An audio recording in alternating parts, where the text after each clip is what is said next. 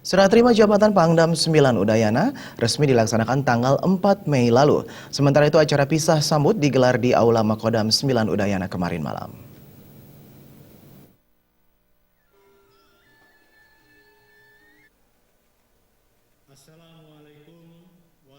Kepemimpinan Kodam 9 Udayana beralih dari Mayor Jenderal TNI Setio Sularso kepada Mayor Jenderal TNI Gustanto Widiatmoko. Majen TNI Setio Sularso selanjutnya mendapat kepercayaan di Mabes TNI dengan jabatan Irjen TNI. Sedangkan Pangdam 9 Udayana yang baru sebelumnya menjabat sebagai Asisten Teritorial Kasat. Pangdam Majen TNI Gustanto menyatakan pihaknya akan terus meningkatkan keamanan di tengah banyaknya ancaman kehormatan di wilayah Bali, NTB, dan NTT.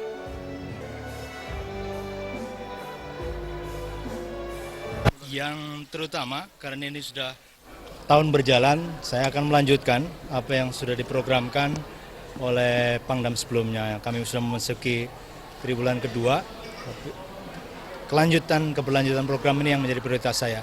Saya kira pengamanan yang paling efektif adalah pengamanan melibatkan seluruh komponen masyarakat.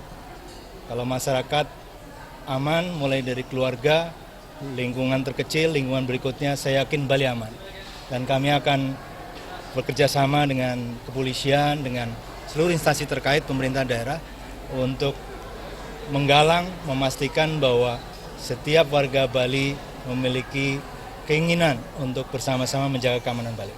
Mayor Jenderal TNI Gustanto Widiatmoko sebelumnya telah menduduki jabatan sebagai Kasdam 3 Siliwangi 2011, Kasdam 5 Brawijaya 2014, Aster Kasat 2014, dan mulai tanggal 4 Mei 2016 dipercaya menakodai Kodam 9 Udayana. Suteja dan Indra Wijaya, Bali TV.